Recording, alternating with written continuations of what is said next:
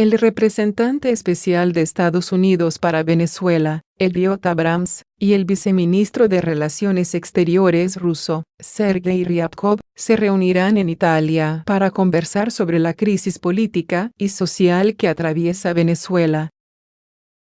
La información la dio a conocer el Departamento de Estado a través de un comunicado. En el texto se detalla que el encuentro será el lunes 18 de marzo o el martes 19 de marzo y se da para discutir la deteriorada situación en Venezuela. Abrams, señala el comunicado, aprovechará su paso por Roma para también conversar con oficiales italianos, entre ellos, el primer ministro consejero diplomático Pietro Benassi. Esta misma semana, el secretario de Estado Mike Pompeo hizo mención a la relación entre Venezuela y Rusia y aseguró que el panorama de la nación sudamericana no estaría completo sin analizar el papel que Rusia y otros países han jugado y que continúan desempeñando.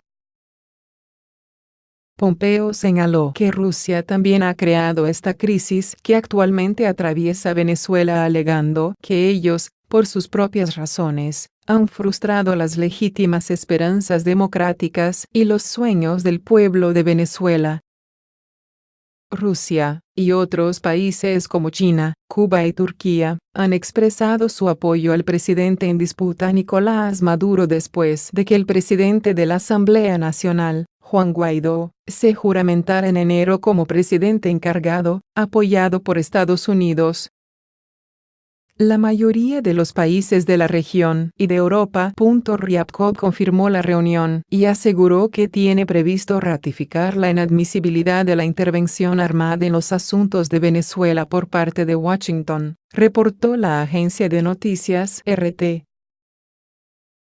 Aseguró que con esta reunión también se planea buscar una vía para ayudar a fomentar el